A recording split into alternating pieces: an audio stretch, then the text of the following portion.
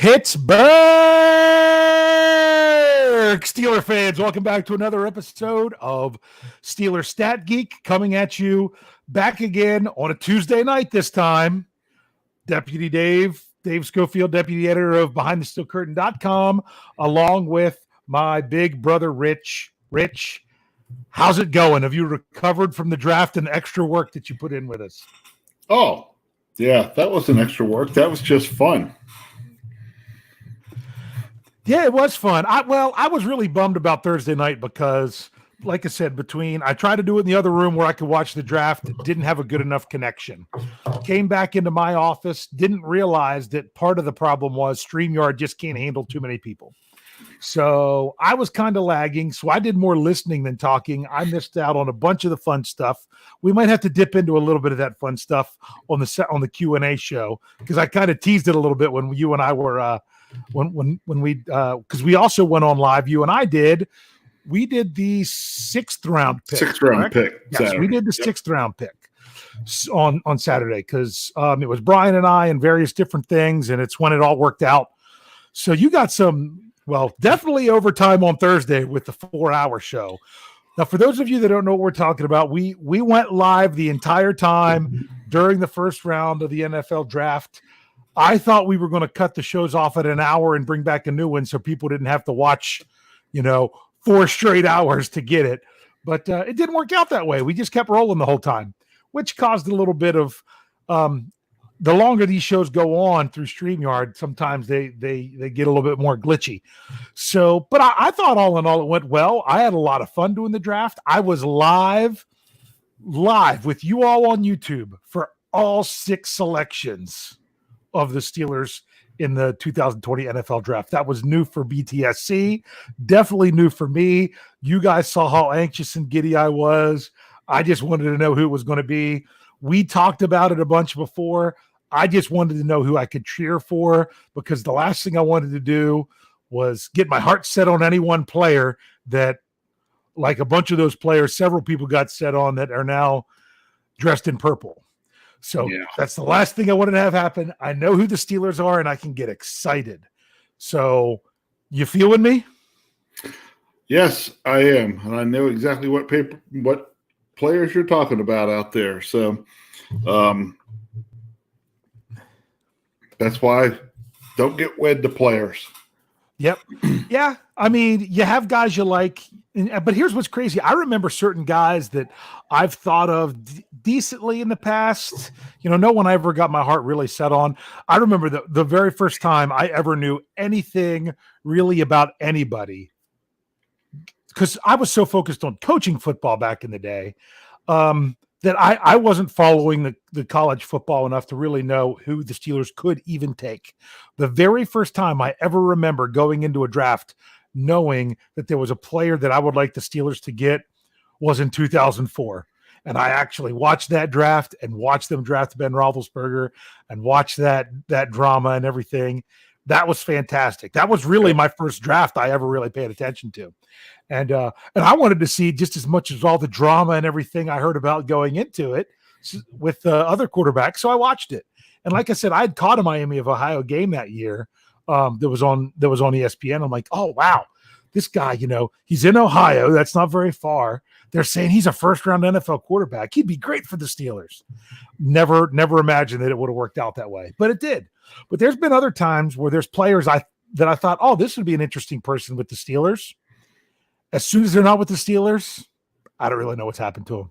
Like last year, I was asked to pick a player for the Steelers, number 20. I picked Clelin Ferrell out of Clemson. He got drafted in the top 5 to the Raiders. I couldn't even tell you how good of a season he had last year. I have no idea.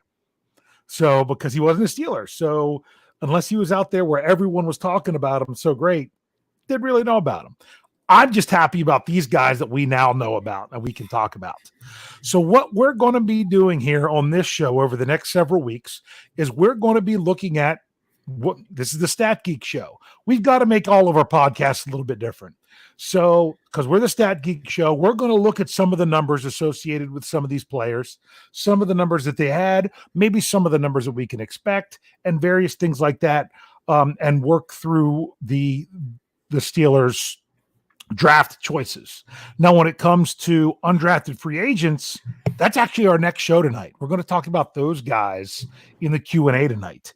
So for those of you that are interested in some of that other stuff, or, oh, why didn't the Steelers take care of this in the draft? There is a couple intriguing things that were of their undrafted free agents that's pretty interesting that you might want to stick around for that one. So, well, your knee-jerk reaction to the Claypool pick? Oh, that one didn't surprise me at all. Yeah, really. You thought maybe we could go edge rusher. You thought maybe even inside linebacker or offensive line. But as soon as they made the pick, I knew who he was. He was one of I didn't follow a ton of guys. I'm not a big college football guy, so I don't follow a ton of guys. But he was one of the guys coming through because I felt if the Steelers went receiver early, they had to get a big receiver. We needed somebody tall, and because of that, you either wanted either a big or a speedster, and if you could get both, that would be great. Right. So somebody different than what they already had. Claypool was somebody who was on my radar a little bit, believe it or not. So I'd actually, kind of looked into him. It's like, hey, he would maybe fit. So as soon as they announced it, I was like, oh, they made a decision. Go with the tall, speedy receiver. Yep. Well, and now here you go. I'm going to bring up a question because I want to bring up something before I even reply to what you said. And that is Kathy. Kathy's in here about every show. She says, does Chase have a number yet? Officially, no. 83 is available. Unless Ben Roethlisberger calls him and tells him he's not allowed to use it. He made that would be Gentry take it off, but because of Heath. But I don't think there's any comparisons there. I don't see them doing that this time. But if you really want to know how much he might like that number, you need to go to behindthesteelcurtain.com because we've got a gem there for today. There was an article today, right? I'm thinking it was just around noon or just before noon by BTSC writer Michael Beck. He got an exclusive interview with Chase Claypool, and it was on the site today. Now, we didn't transcript it or anything. We have it on there. You could go on there and click on the audio to hear the interview. It's only about 4 minutes long, so it's not like it's going to take forever. But there it is. You'll only find it on behindthesteelcurtain.com because that's who he spoke to. He asked him about the number.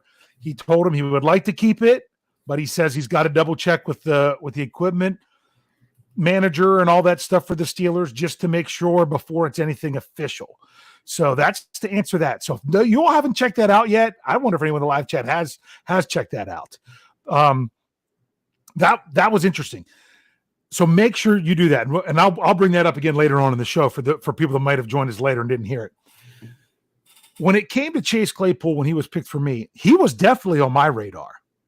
Yeah, and a lot of that is because of Behind the Steel Curtain, not my writing for Behind the Steel Curtain, not my mock draft Mondays. You all, the users and the listeners and the readers at Behind the Steel Curtain, because I even got an email. I can't remember from which user it was. I'll go back and check to maybe give him some credit. Early. This was, I think, January, maybe February, but early, saying, what do you think about Chase Claypool from Notre Dame? What do you think of that for the Steelers pick? I had to go and look him up, and I said, I'm going to have to get back to you on that one. I really don't know.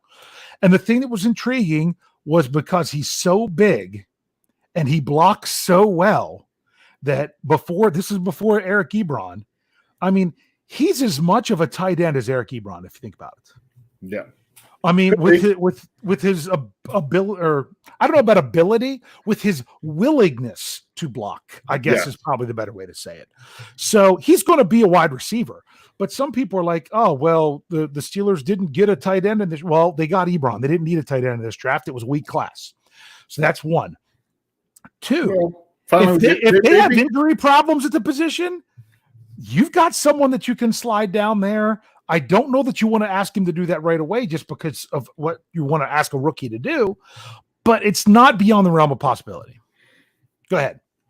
I was going to say, maybe now we've got another wide receiver who could, maybe block like number 86. Exactly. And I think number 13 can block pretty good. Maybe not on the 86 level, but I mean, wait a second. That wasn't the game you were at with me. I'm pretty sure was the Miami game where he had like the two massive blocks on the same touchdown for Deontay Johnson. I'm pretty sure that was that.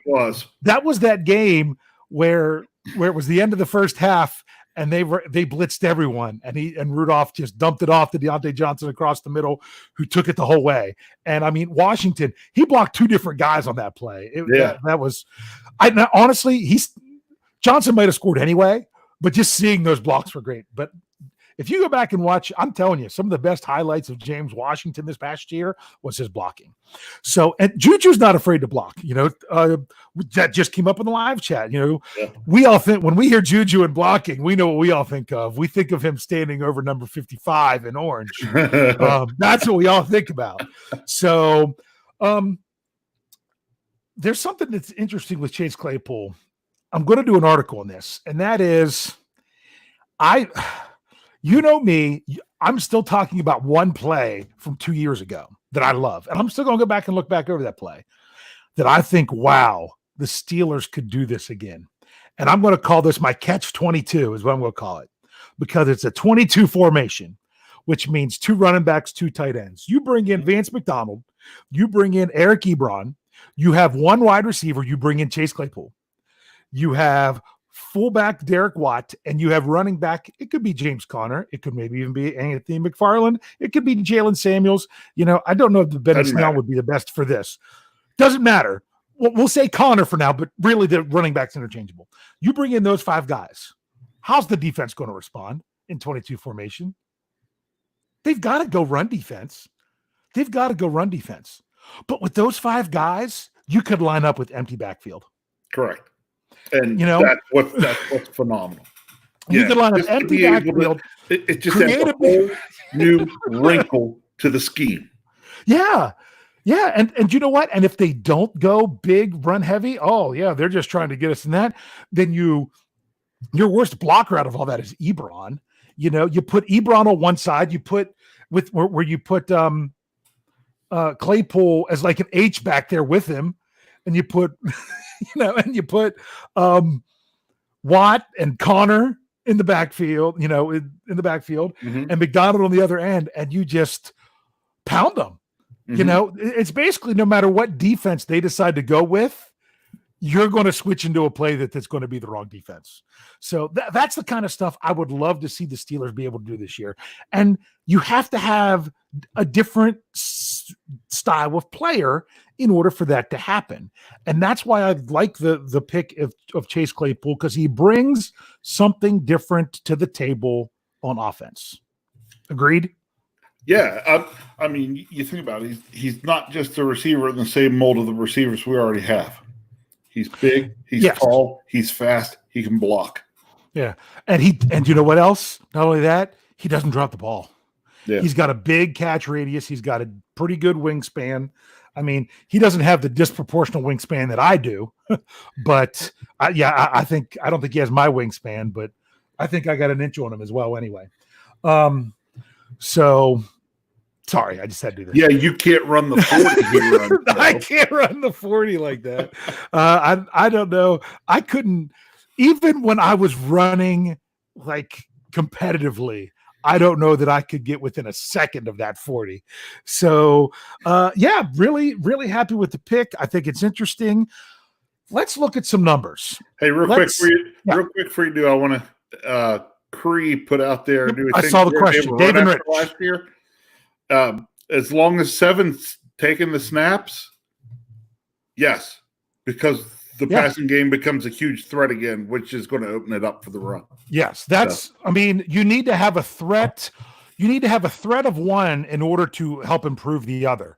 And honestly, the biggest thing that the Steelers had before was after Mr. Butt Naked Get Robbed didn't come and play, the question was there enough of a threat of a running game to open up the passing game for Roethlisberger? Right. Then you have Roethlisberger getting injured last year, and the question was there enough of a running game? Was there enough of a passing game to help open up the run? And a lot of times There wasn't. I mean, my goodness, go back and watch the film and the number of times that there was 10 guys on the line of scrimmage. Like that first, I mean, granted the Steelers did score a touchdown, but just that first drive alone when Hodges came in against Baltimore. When I think back, third down came up, they put everybody on the line. They're like, beat us. We dare you. Yeah, when I think back to last year, I like to think of the defense. I think mostly of the defense last year from week 3 on. Okay. And offensively, I just picked a few flashes of some plays here and there because most of the rest of the offensive stuff just burn the tape. Just burn it because it's not worth keeping. Well, I mean, and people have admitted the offensive line should do better with Ben Roethlisberger. You're like, really? Like, yeah, believe it or not. Yeah, he's going to help. And I can't remember which podcast I said this on before, is that people have asked, well, does Ben Roethlisberger, you say, are you one player away from being great? And is that player Ben Roethlisberger? I'm like, well, here's the deal. Ben Roethlisberger makes every player on that offense a little bit better.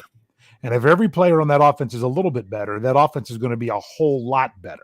Yeah. So I think the offensive line could improve. I think we'll talk about that when we get to the 4th round draft pick, because I think that's very interesting. Mm-hmm.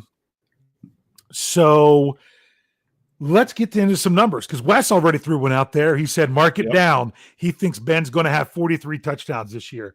You know what?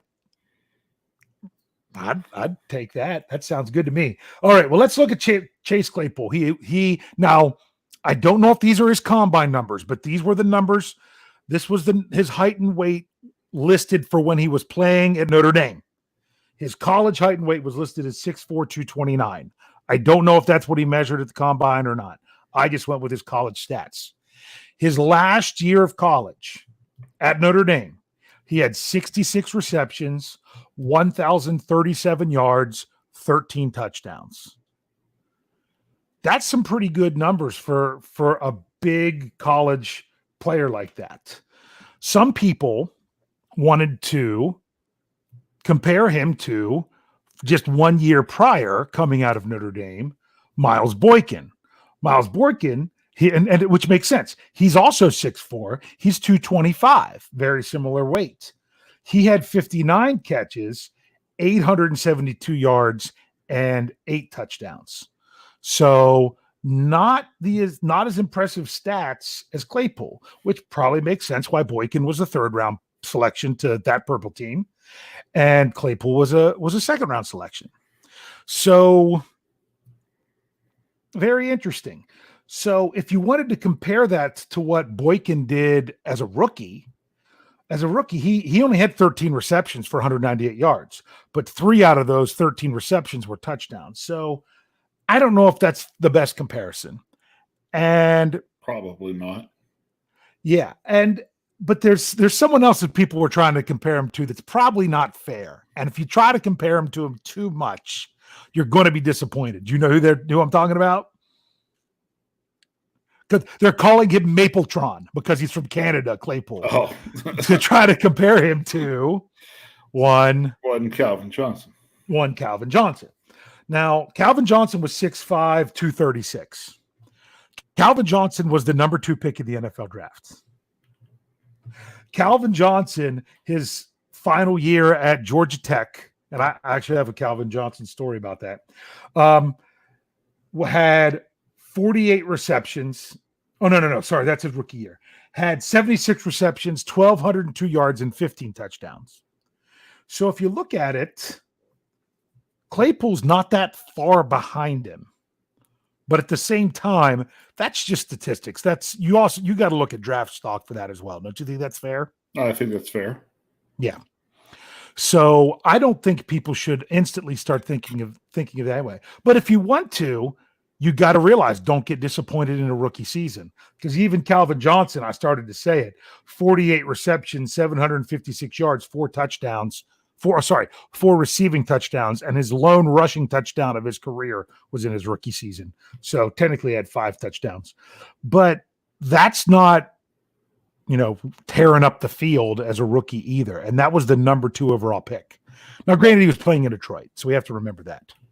So what should we expect from Claypool this year? What do you think?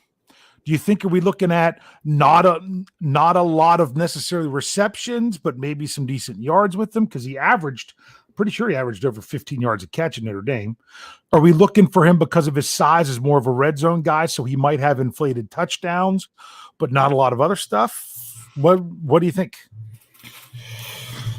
All right, number of receptions is probably the toughest thing for me to think about what's going to be for him. His receptions could actually go up if guys like Deontay Johnson and Juju are back and, Ben's able to get them the ball, because then what happens is coverages start to rotate. If he's getting one-on-one coverage at his height and speed, look out. Ben's going to throw the ball. Yeah, Ben's going to throw the ball. I mean, that's why Martavis Bryant did so well for us, because he would get that single coverage and was a big receiver and fast, and so Ben would throw in the ball. I would imagine he's going to go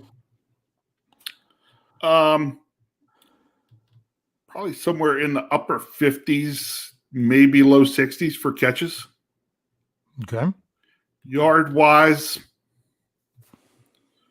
probably 850 to 900 yards. Okay. And I'm going to say probably 7 or 8 touchdowns. All right. I'm going to look at some stuff with that. Okay. I want to answer a question first. Wes wanted to know how many defensive turnovers we had last year. If you mean takeaways, the answer was 38. So if that's the question you were going for. I cheated. Here's what I did. This is what I did. I'm like, Why am I not surprised? I mean, you cheated every game you ever played as a kid, made up your own rules. Yeah. So, here's the thing. Where those numbers you gave, I would absolutely, love those numbers. Yep. I'm honestly, I think he could do it, but I think I don't want to go in with that high of expectations, because you said I'm not necessarily going that high of expectations. Yeah. Again, all that was based off the fact that I think Deontay Johnson, James Washington, Juju Smith-Schuster, and a healthy Ben, that they're going to find situations that because of those other guys, he's going to get some I think he's going to have the chance to inflate his numbers a little bit his rookie season because of that. Yeah. Similar to Juju. You really want to know the truth? Yeah. I agree with you, but you know who I think is going to be the biggest benefit from Claypool when he's on the field? I think it's Deontay Johnson.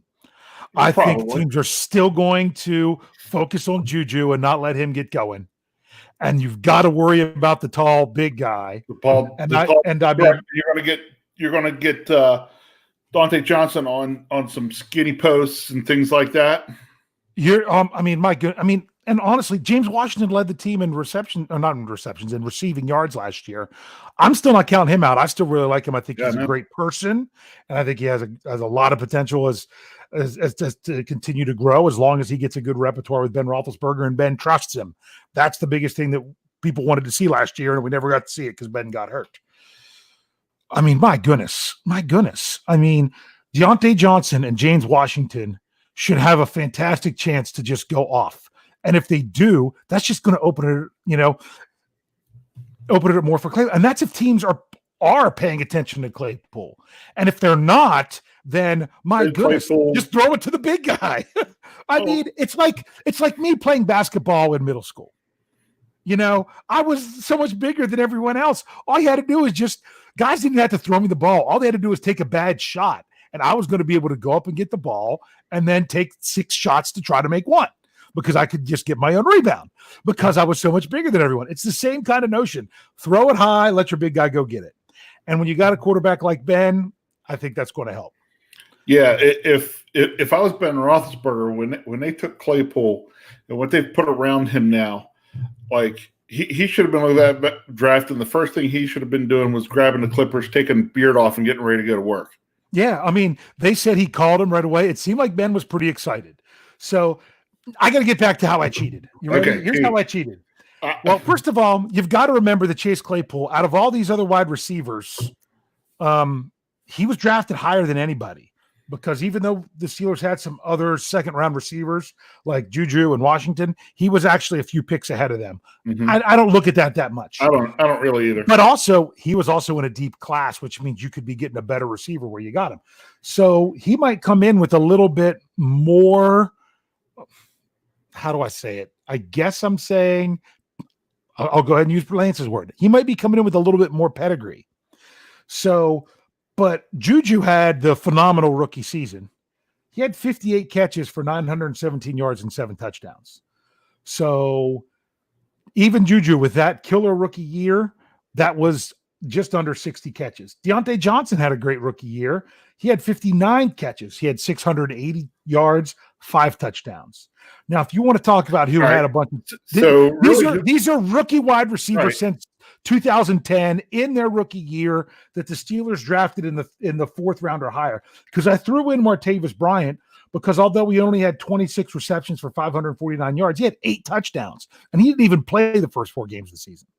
Well, and that's you bring up Deontay, and I look at, you said Deontay, the 59 catches for, what was it? How many 680. yards? 680. All right. Now, just throw in the fact. Go to the 50. Go to the 59 catches, which is in about where I said Claypool's going to end up. Okay, which is very possible. I would imagine. Now you're going to get all the extra yardage because he's going to get a lot more deep balls. Yeah, that's. I mean, I could see that. And because of getting more deep balls, sometimes he's not, because sometimes the Steelers are going to be on the 8-yard line and throw it to him in the corner of the end zone, and he's going to go get 8 yards. So, but like Bryant, he had the 8 touchdowns. I went ahead and threw 2 more wide receivers into this mix. In 2010, Emmanuel Sanders had 28 catches for 376 yards, 2 TDs. He was a 3rd-round pick. And James Washington, he only had 16 catches for 217 yards and 1 touchdown in his rookie year. But he was a 2nd-round pick. I took those 5, and I averaged them. And I said, if we averaged him out, and he had this stat line for a rookie year, I think that it would be a spot to say, all right, if he hits these numbers, this is acceptable. And then you read the numbers and then let me tell you. Okay, say your numbers real quick. It's 38 receptions. Okay. I think he's going to do more than that. But if we go in with an expectation of 38 receptions, I think that that's okay. 548 yards. That's right around what Martavis Bryant had. Okay, a little bit more. 5 touchdowns. I think if we look at that as a starting point, as like a floor, and getting into your numbers as closer to the ceiling, I think we got it really good. If he has those numbers I just said, then he's not a bust. But remember, then I think he would just. Juju was the exception. Juju didn't spike his 2nd year. Juju came in strong his 1st year.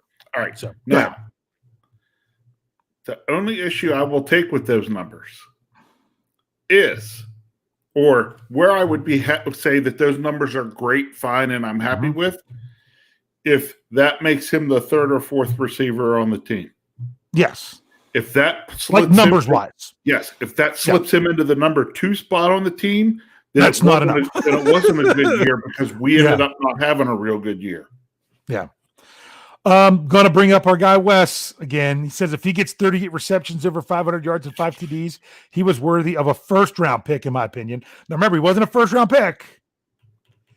And that's something that Steeler fans are going to struggle with. I'm not saying Wes was. Wes was saying he's worthy of a 1st-round pick. Right. What Steeler fans are going to struggle with this draft is, and it kind of happened last year with Deontay Johnson, and that's why I think people don't understand how good of a rookie year he had, because people thought of him as a Steelers 2nd-round pick. He wasn't. He was the Steelers' 2nd pick. They didn't have a 2nd-round pick because Devin Bush cost 2. Right. And he cost 1 this year. So that's something that people are going to forget, that Deontay Johnson was thought of as the 2nd-rounder. They're going to think as Chase Claypool as a 1st-round pick. And they're going to think of Alex Highsmith as a 2nd-round pick, when that's not what they are. So we need to curb our expectations a little bit.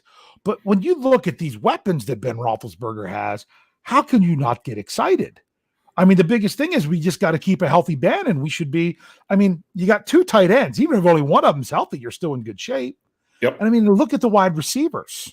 Yes. And you got backs that can catch the ball. You got a fullback that's extremely good out of the backfield catching the ball.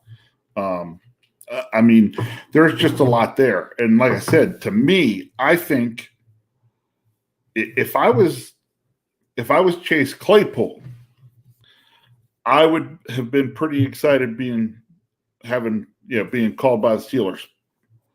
Okay. Yes. Because I got a future Hall of Fame quarterback going to be throwing me the ball. Mm-hmm. Look at all these other guys around me. Teams are not going to be looking and say, "Oh, we got to worry about that Claypool guy on every single play." He's not going to be facing double teams all the time. He could sometimes, but he has to look at that himself and say, "Hey, there's a chance we're going to have the receivers to spread this thing out, and I'm going to have a chance." Yeah. Yeah. I mean, that's the thing. The biggest, his numbers could hurt just because the Steelers are going to have so many options. Honestly, that's why I went with those numbers. And he's talking it out with the question. I throw Cree's question back up on there. Okay. Do you think Claypool? Yep, that one. One trick? Yep. Think Claypool's going to be a one-trick pony? No, I do not. No. He is not going to be. But I'm okay if he is his rookie year. Correct. The less you ask him to do to get ready to play, the better you're going to be. Go ahead. Correct. That's what I agree. The question, I guess I would say, is I'm guessing, Crease, which trick are you asking? Yeah. Because, see, I think this guy's catching touchdowns, I'll take it. Correct. Okay. If it's catching is it catching jump balls because he's tall? Or is it the fact that he's tall with some good speed? What kind of deep threat is he going to be? See, to me, he's already then not a one-trick pony. Yeah. Now, I'm with you. He could be for his rookie year. We may just use him, not totally, but more in situations where you're throwing him that jump ball, in one-on-one coverage. Maybe. But, no, I don't see the guy as a one-trick pony. No, I don't either. I mean, especially came back and said the speed. If you said the speed, Cree, then I'm saying no right away because I think the height would be the first thing I'd lean towards on the one-trick pony. Yeah, well, but here's the other thing you got to remember. See, that's what made Megatron so dangerous. Yeah, I mean my first, what I call my first recent game at Heinz Field. My wife got me tickets Ben's rookie year. We sat in the upper deck on the side the day after Christmas. It was phenomenal. But then I started to go back to games, and it was and I should know the year, but I don't right off the top of my head. And I went with my dad, and I actually got tickets in the lower deck end zone before I had my season tickets, and it was to the game against Detroit. Mm-hmm. And I have pictures of, and Detroit's warming up in our end of the end zone. And I have pictures, and my dad just couldn't believe it. He's like, that dude is something. I'm like, Megatron. He was, and he had a couple touchdowns in that game. Detroit scored all their points in the second quarter. And I know we had 2 touchdowns because I know AB had 2 touchdowns as well. Just to see that guy was just, you're like, how can someone be that big and that fast? So, I don't think Claypool, I'm not going to put those expectations on him, but all he has to do is I'll be honest with you. If he's 80% of the player that Megatron was, I'll take that, because he was something else. If he's willing to come in and put in the work, I'm never going to say the guy's going to be Megatron, but he'll constantly get that comparison. And to me, if I was constantly getting that kind of comparison, I'd be happy. Yeah. But a lot of this is going to be, it's all speculation, but the draft just happened. This is what we're doing now. We're talking about this. We're going forward. A couple things I want to mention to you all. First of all, next show coming up, we're going to be talking about the undrafted rookie free agent signings and some of those. I saw some chatter about that in the live chat. Just wait. We'll get into that next show. I already had that written down, so it's not like I'm taking your ideas. 2, the Chase Claypool interview, the exclusive interview with Michael Beck from Behind the Steel Curtain is on the website. Go to behindthesteelcurtain.com after both shows tonight. If you're listening live now, if you're listening to this on audio platform, you should have already had it as one of our podcasts because we have it out as the podcast in where you hear our podcasts. It was about a 4-minute interview where he talked with him. It was great stuff. Make sure you don't miss that because that was really, really good. So let's just say this. There were a couple of receivers from the Steelers that I left off my list when I averaged everything because it would have pulled it down. And that was Marcus Wheaton's 6 catches for 64 yards and no touchdowns as a rookie, and Sammy Coates' 1 catch for 11 yards and no touchdowns as a rookie. I thought you were going to go. Really, I thought you were going to hit the way back button. Go back. Oh, with the Lima Swede. Second round pick, Lima Swede. No, you know what? I said I want to do 10 years. So I went back to 2010. I'm like, I'm not going beyond that. The NFL's changed too much from back then. And plus I knew that would leave Swede out of it. So then I didn't have to worry about it. So it's interesting because they drafted a guy that as soon as I saw it, I was like, they did go that route. I didn't know that they'd take Claypool. There was a lot of discussion around Claypool. But the first thing that I said when we were on the show is if the Steelers are decided to take a wide receiver in that spot, that is one position that I wasn't going to question. Because if they knew what they wanted there, I was good with it. What's funny was this, okay?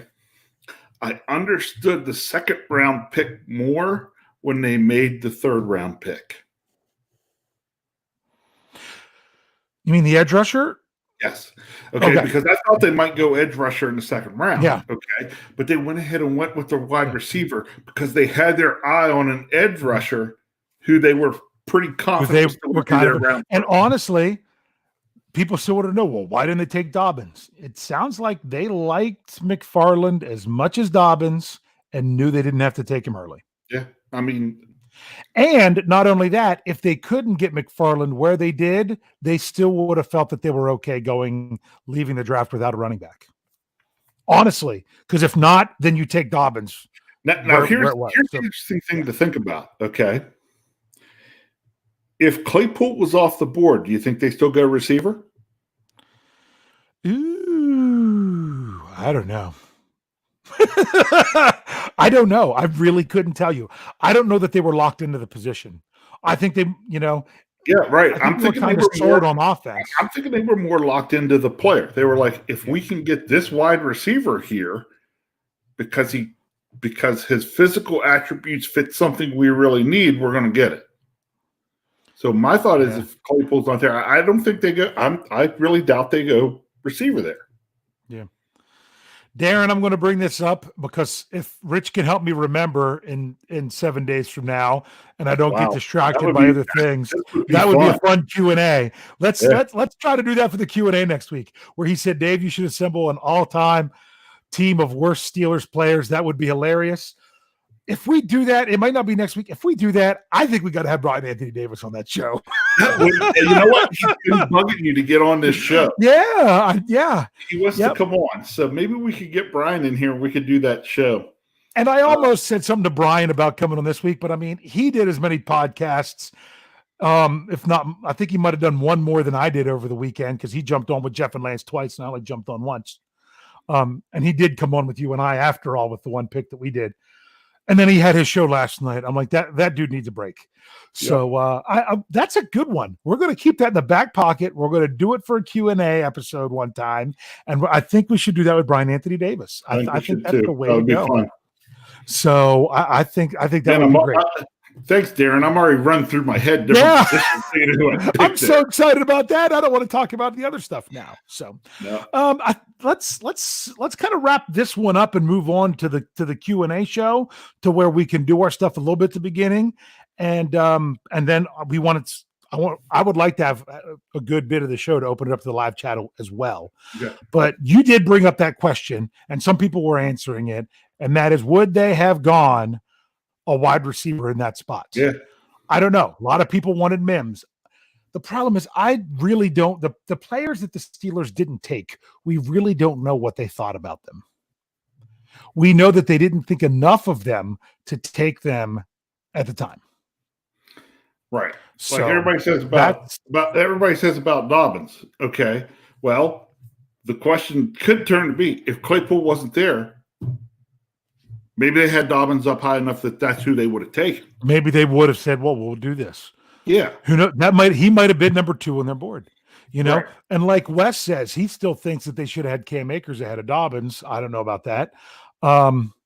Then but it all depends on different teams. I mean, look, who was the first running back taken with the last pick of the first round? It was the LSU running back. He was the one that a lot of people had 4 or 5. And they traded in to get him. No. They had that pick. Oh, did they? That was Kansas City, wasn't it? Was it Kansas City at 32? Hold on. I think there was a trade before. I don't think there was. I can't remember. Yeah, I've watched so much of the draft; it's all running together. But there were some trades going on there. And Wes says he thinks Akers is a better fit, and I'm not saying I disagree with him. There was times I looked at Akers and I thought, wow, he could be the best running back for the Steelers in the draft. There was other times I looked at him and I'm like, no, I don't really want this guy. But I felt the same way with a lot of the running backs. We'll talk about that when we get to the running back. But this was the Chase Claypool show. Like I said, make sure you get to BehindTheSteelCurtain.com. You should be checking in there anyway. We've got so much good content. I mean, before the show, I got on and just looked at all the articles that we had going, and I said to Jeff, I'm like, I'm not having anything for first thing in the morning because you've got so much good stuff that just needs to get out there. So we've got all kinds of great stuff from all kinds of writers, all kinds of different opinions coming in. Some may like Claypool, some may not. Bottom line is it doesn't matter how much we liked him before the draft. The Steelers liked him enough to take him, and therefore I love him. It's funny. Dave Schofield what was he BPA or who Ben wanted? Yeah. You know what? It might have been. It might have been BPA at a position that Ben wanted. But I mean, adding Eric Ebron and Chase Claypool to what the Steelers already had without losing anything. I mean, unless you call Nick Vannett a loss, a tight end, which not really. Not really. Right there, Ben should be happy. And then we'll see how other things work out. So So that's what I said. I like to think that players might be good, but really, I've learned, especially towards the top, I'm going to trust the Steelers. That if they didn't want someone, it must have been because that's what they wanted. There's only been a very few times when the Steelers have gone to pick, and I'm like, I'm pretty sure they're going to take this guy here. I remember saying to my wife watching the draft one year, I'm like, Bud Dupree was supposed to go higher than this. I'm like, I wanted somebody else, but I'm like, but they got to go Bud Dupree here. And they did. Ben Roethlisberger, I'm like, if they don't take Ben Roethlisberger, they should, I mean, sometimes that's happened. Then other times you're like, what?